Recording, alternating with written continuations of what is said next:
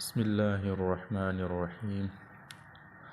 روایت ہے کہ ایک رات ابو جہل لعین یہودیوں کی ایک بہت بڑی راہب کے ساتھ حضور اکرم صلی اللہ علیہ وآلہ وسلم کے پاس آیا۔ اس وقت آپ صلی اللہ علیہ وسلم مسجد حرام میں تشریف رکھتے تھے۔ ابو جہل تلوار کو لہراتے ہوئے بولا، تم سے پہلے انبیاء معجزات دکھاتے رہے،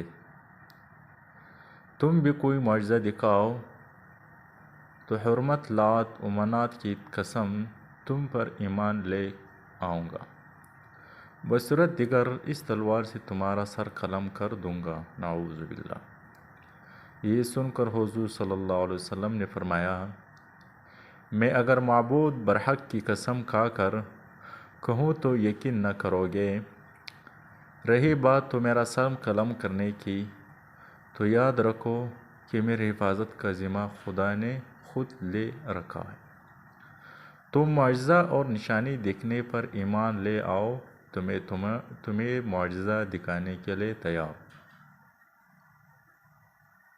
کہ کون سا معجزہ دیکھنا پسند کرو گے۔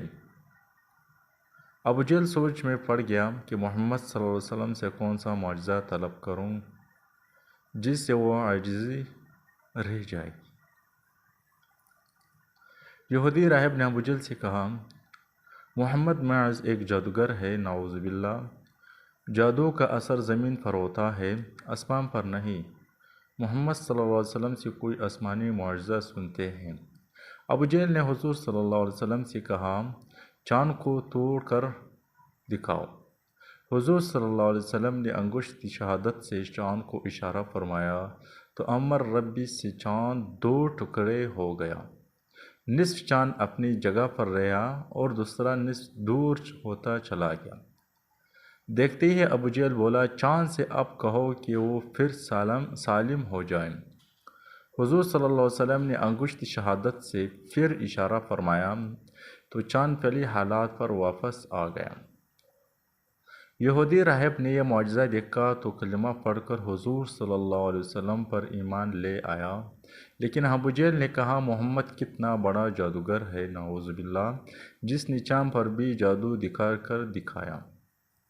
ابو جہل نے اپنے دوستوں سے کہا کہ شہر کے چاروں طرف قاصد بیچ کر معلوم کرو، اگر انہوں نے بھی شکل قمر کا مشاہدہ کیا تو یہ معجزہ ہے ورنہ جادو ہے۔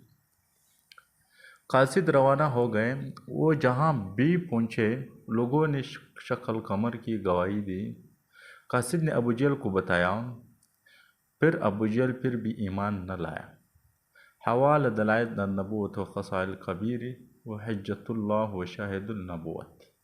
جزاک اللہ۔